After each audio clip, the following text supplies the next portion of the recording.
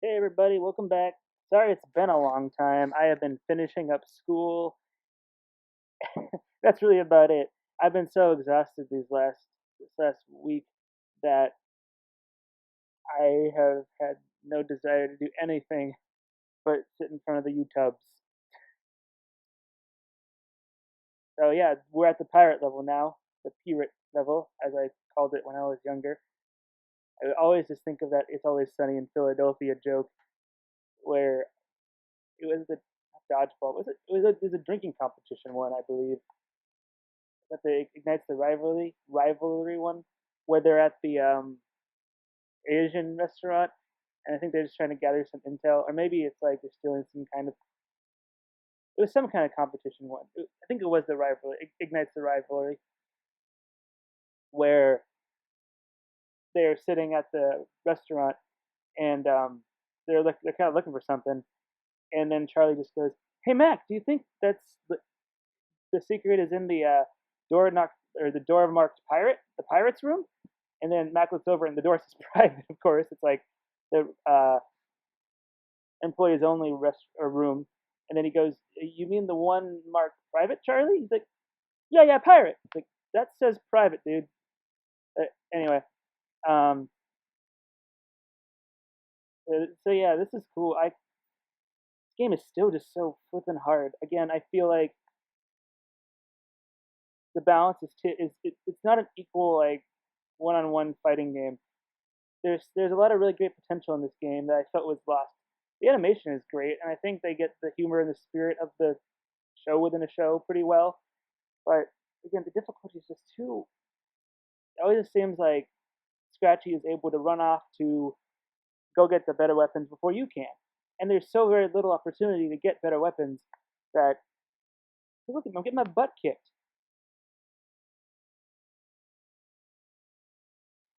It's still fun though. Uh, I doubt I'm gonna finish this whole game because it's just tedious. I want to move on to other things. But anyways, I just felt that I should. Yeah, it's good to be back because school has just been exhausting and draining. I'm almost done. Hooray! Yay! I officially graduate January 9th, and for now I'm going on about a 3 week break. So you'll probably see a lot more of me because I'll have a lot more time and energy and desire to. How is that funny? I don't know. I don't know why people laugh when they're just like feeling awkward or whatever. It's very weird that people sometimes laugh when things aren't particularly funny. But anywho,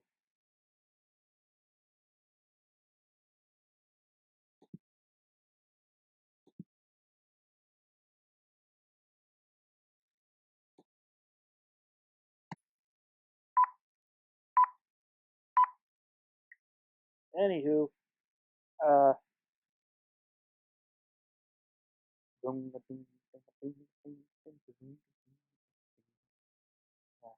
lost my train of thought. Don't you ever happens? Just like on a nice roll, you're saying a lot of concise stuff, all of a sudden it's like, pew! You lose nearly everything. And depending on your ability to kind of think on your feet, you sometimes don't always recover. Kind of sad, really. Really kind of sad. Mm, yes, quiet. Yes, quiet.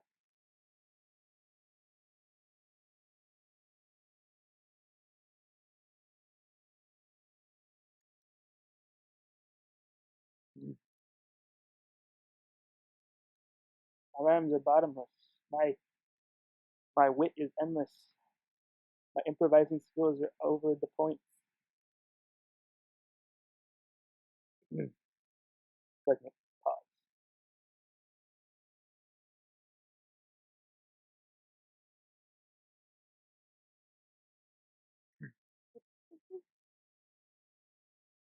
So are the why are the Concords still around? They were great. Uh, yeah, it's really funny guys. I can definitely appreciate their dry, witty, sparse sense of humor and instrumentation. Again, it just goes to show that sometimes all you need clever wits and the guitar, and you can absolutely entertain people. 4 days, I've always wondered what it would be like to busk and to just try and either get your start or just see what that's like. I imagine you don't particularly make bank unless you're at a good strategic location. You have a good amount of skills. But some people can just pass you by and be like, "You are nothing special. You're an equivalent to a potted plant." Sad too, because sometimes you can miss some absolute beauty. There was a social experiment video going around about 5, 10 years ago that I'm not, I think he was famous. I think he played with some famous orchestra or just a well-known orchestra. The point was the man was good. Yeah, oh, it's not dead quite yet. The man was good, and he just played on a street corner, and no one really paid attention to him. Funny enough, our little girl like stopped to be like, "Oh," and the mom just pulls her away, like, "Come along, Bertrand." But the point was like people are just in a rush, so they tend to miss a lot of amazing things, and that's too bad. There is really something pertinent in the old stereotypical phrase of stop and smell the roses because people don't do that a lot. And oftentimes people are just going, and all of a sudden they stop for a second and they just go, "What's happened?" I know that's been the case with me a lot. While I've definitely been grateful for what I've been doing for the past 2 years off and on, I have seriously just been speeding. For the most part, my days have just been a nonstop flurry of crazy activities, of travel, of classes, of ministry, of work, of living with people, learning how to live with people, understanding understanding expectations, missing missing not living up to expectations, learning how to live with people. Not always being successful at that either. Successes, failures, ups, downs, lefts, rights. But it's been one thing that has been a constant has just been there's just been a lot of stuff going on in my life. There's just been a lot of activity,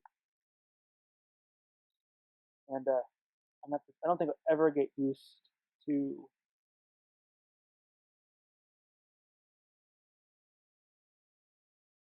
I will never ever be able to adjust to not sleeping very well. Always tends to kind of loot me out. Either I like kind of act a little more, I guess, manically or drunkenly, relatively, or at the very least, I just when I get that moment to pull back, I'm just like, what happened? I literally know I just lived a full week at top speed, but who the heck knows? I couldn't tell you anything I really did. It's kind of weird. Like sometimes it can be like you've gone on an alcoholic bender, and you haven't, but you just live life at such a speed that there's no real time. And in my experience over time, though, if you get a second to meditate and kind of just like look back and really have time to look back on the process, you do start to remember. Your brain definitely stores stuff. It's got a pretty big hard drive, but in the immediate aftermath of a high speed life period, it's just very like wow. And you oftentimes can hope and pray that you didn't make a lot. You made more positive impacts and a lot less mistakes. That whatever you did, you hope it was ultimately whatever you did, you hope that it was very good. Finding a good balance between life in a kind of a speedy, fast, busy life and a life of pause and reflection is key.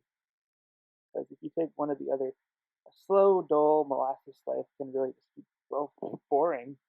But a fast-paced life can just burn you out real quick, causing you to just either get exhausted or tired, or potentially, rather dangerously and scarily, fall into some kind of chemical dependency, whether that's a food addiction or a drug addiction.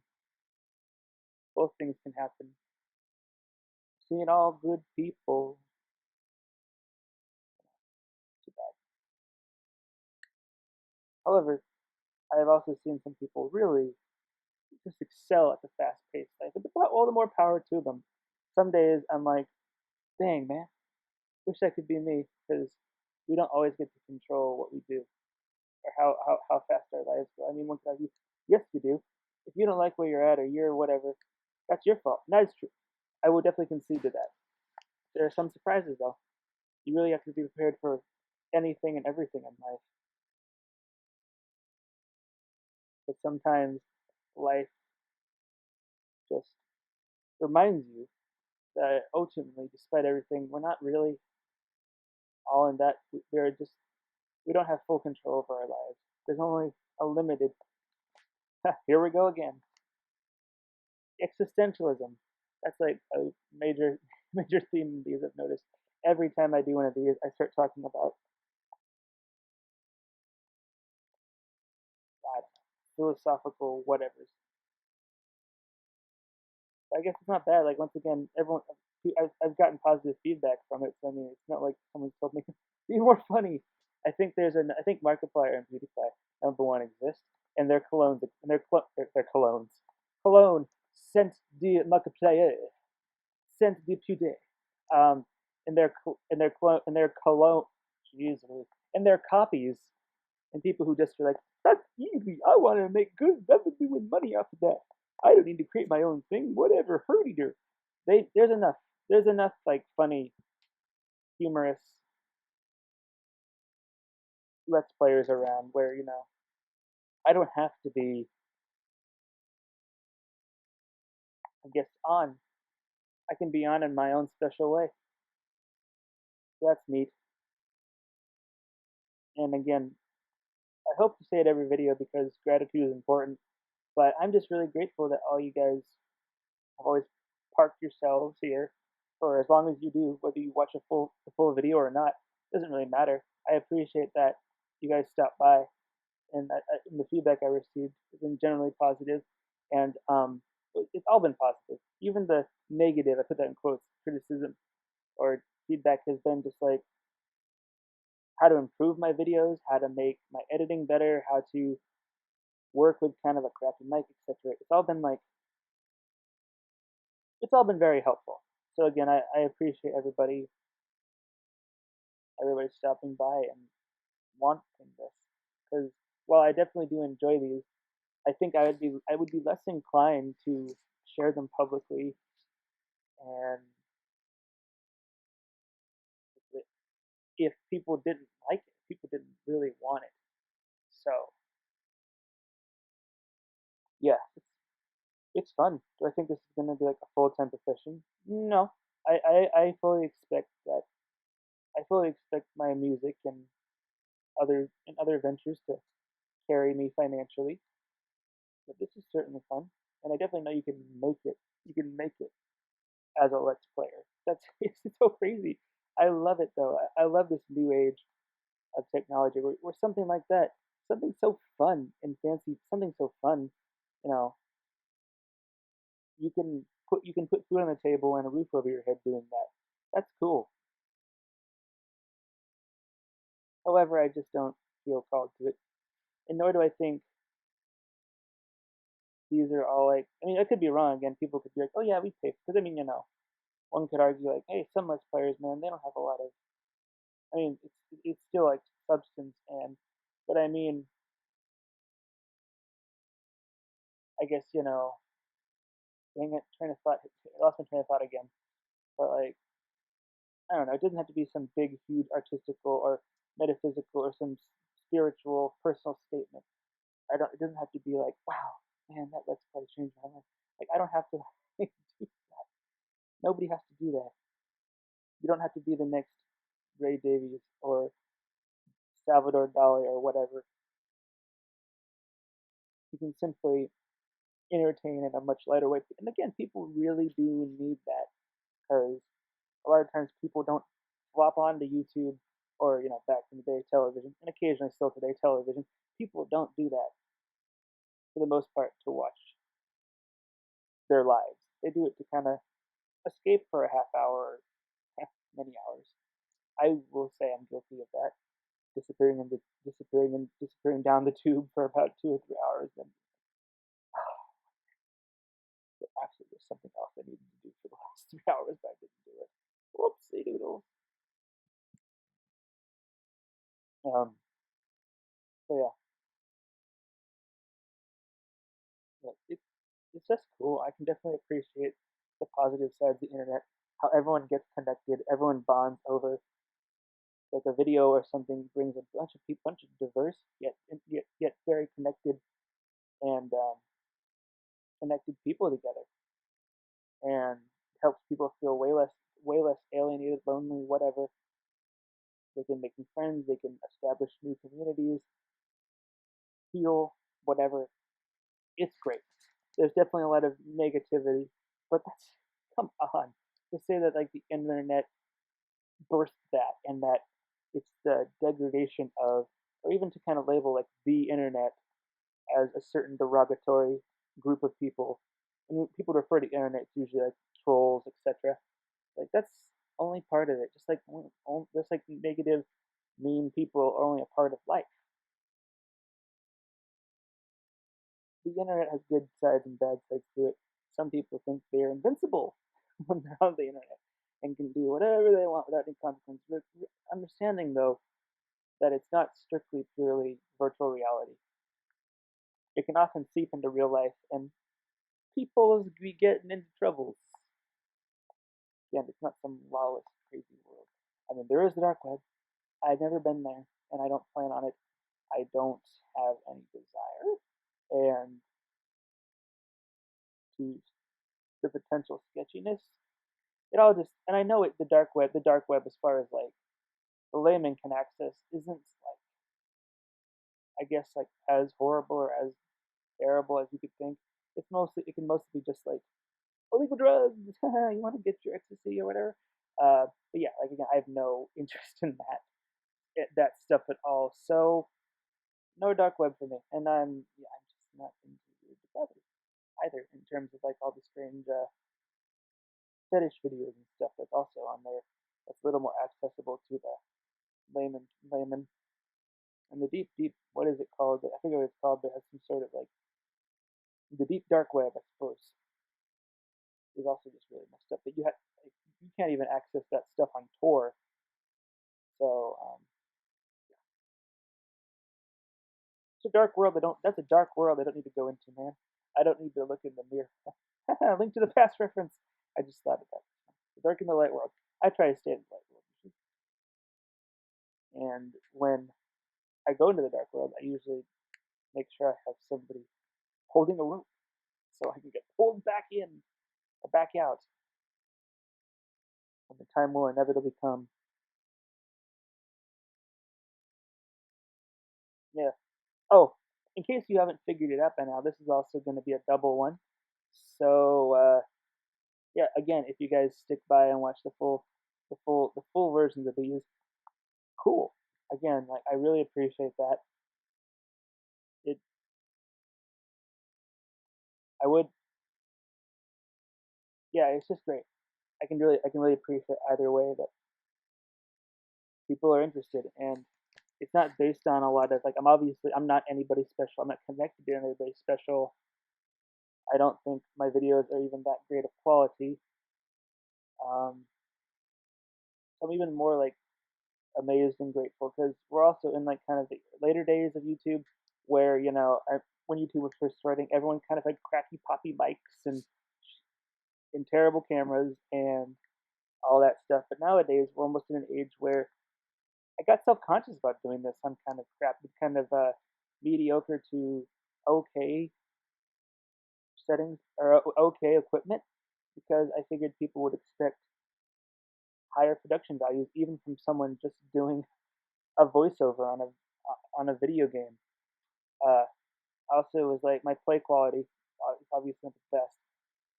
I'm not a speed runner, so I also thought people would just be like, that's why I've been cutting a lot of some of these short, or because I thought like, okay, people aren't gonna want to see me just thinking, and I figure sometimes my conversation isn't. I've been surprised that too. Some people and they're like, hey, really appreciate what you have to say, etc. So maybe I'm not as boring as I think, but I still want to continue to improve and to just be yeah, not particularly. I want to play well and I want to speak. I want to speak well because I think that's what makes good let's plays. I think it's kind of a cheat, and it's not really what the art form. If someone plays terribly and kind of just rambles and goes screaming, fart noises and inappropriate, obscene jokes, and just I think that's ridiculous. I don't believe that that's really what the profession itself is supposed to be like. I think there's already enough of those, and let's go back to them. Let's be real. Markiplier and PewDiePie already exist. We do not need a bunch of copies of them. They've already kind of perfected that loud, screamy, profane let's playing style, and it's good for them. Like I mean, holy crap, PewDiePie it blows my mind still. I feel so old when I say it and think about it, and like I feel so old thinking about it and being amazed by it. But that guy's a millionaire, and he like I'm not gonna say he does nothing because it takes time and effort to do this stuff. And his production, he has good production values, and it's clear he knows how to edit, he knows how to make videos and all that. But I mean, for the most part, like a lot of his content is just like him getting startled by crap. Not crap. He plays some great games, but just getting startled by stuff. Half he's like, "Oh, beep beep! I can't believe I got scared by that." Bad PewDiePie impression. Sorry to warn. Didn't warn. But Markiplier too. It just like, oh, I can't believe it. Ugh. But I'm not gonna try to impressionate anyone right now. Sorry. I can appreciate both of them. I don't watch them all. I don't watch either of them as much as I used to. But again, you have to give props to the ones who really kicked off this stuff. Maybe it's more so PewDiePie than Markiplier. Markiplier was sort of later in the game ish, and I can't think of anyone who really. I don't really know the first originator of the Let's Play. Like the first successful Let's Player was it PewDiePie? I don't think so. I think he just brought it to the big like mainstream scale that it's on now. I have no idea. But my point is, there's enough of them. There's enough of that style where I don't want to do it. I want to. I also know there are definitely Let's Players who do what I do. Like again, I'm not really thinking I'm super original or anything particularly special. And I guess the roundabout way of saying it is, I wouldn't particularly want this to be like my will and testament, I suppose, or my big statement in life. I would rather be more remembered for other contributions to life, or to it feels extremely arrogant to say like culture. Like I don't think I'm going to be remembered in the mass consciousness. Am I going to be remembered by my friends and family? Yeah, but yes, but that's for everyone. I guess I'm saying that I wouldn't particularly feel. I would rather because I feel that music is way much more. Wow, that was cheap. I was not expecting that. I thought I would do something else. Ow. I feel much more passionate about and connected to music and artistical forms like that. So I would rather have that speak for me more. And yeah, you know what I'm trying to say. Don't need to ramble too much. But then again, I also do. Video games are definitely a huge passion of mine, and video games help me through. They're a big part of my childhood. Definitely brought me a lot of comfort, inspiration, encouragement, etc. So, and I do like to talk, and I do consider myself articulate and wise, etc. And oh, it really makes me feel so self-conscious to talk about myself like that. But The only reason why I feel comfortable about saying is because people have told me it's true. People I trust, people I love and care about, have been like, "That's what you are. Like, don't be afraid of that." And again, it's not anything I take credit for. I don't think. Again, what did I do? What did I practice any sort of? No, it's a gift. I can tell. I can tell when it's more forced and more, and I don't like it. When it comes more from a deep spiritual, organic spot, that's when I feel much more proud of whatever I put out, whatever I said, whatever I did. And the other stuff's a little bit more like, ooh, kind of like, kind of like that macaroni drawing, that macaroni art project you do in kindergarten that you're really proud of and excited about. And then because you want to replicate that success, you do the same thing, and you kind of cringe because you realize what you just did. So you always look back on that first macaroni art project and go, yeah, baby. Then you look at Mark II and you'll go, no, none of them. Or it's the same thing like when someone makes a hit and the record companies want them to just be like, yep, just make sequels of those.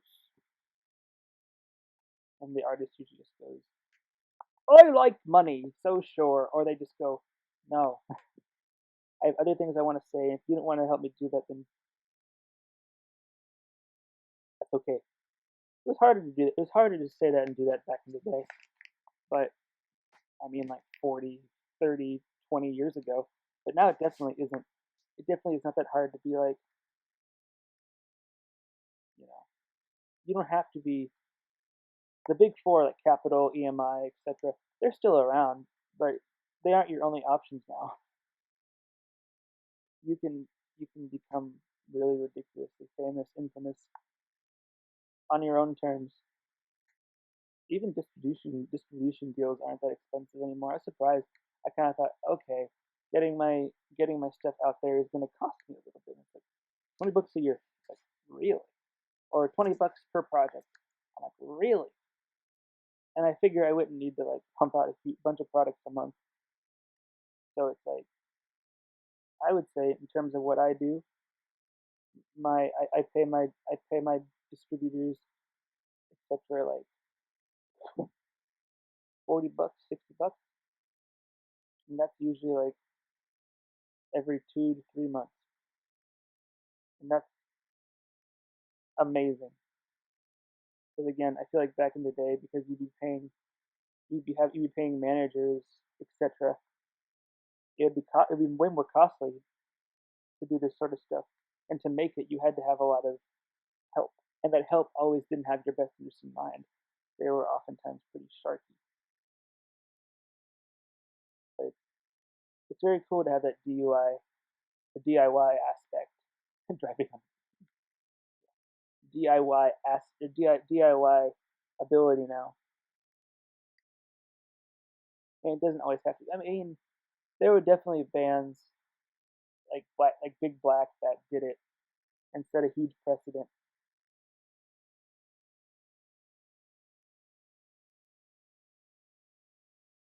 They're a special kind of person, and I don't particularly feel whatever reason like I'm no Steve Albini. I'm definitely not. So I'm grateful that the internet allows you a lot of freedom and creativity, but also really helps you achieve that.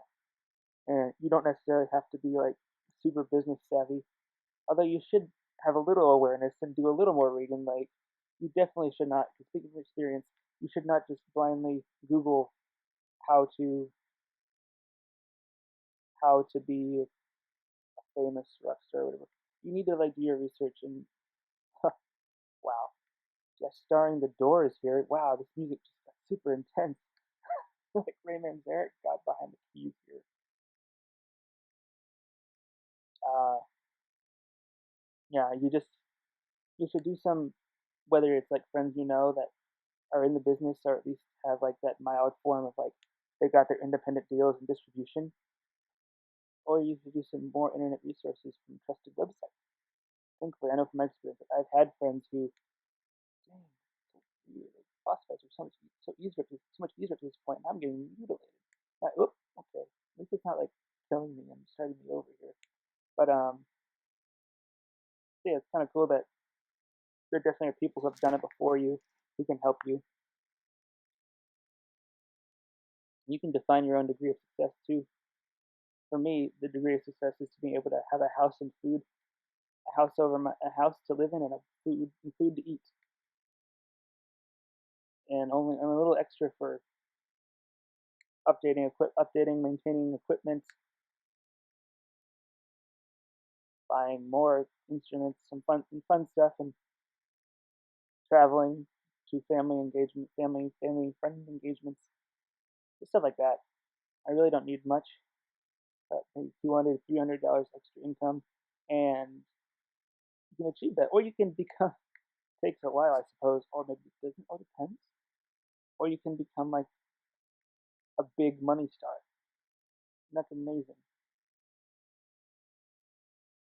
So, anyways, I do believe this is starting to get better. Here we go again. We're over a half hour, so I think I am going to say farewell and good night. And please check out my Twitter and Patreon. And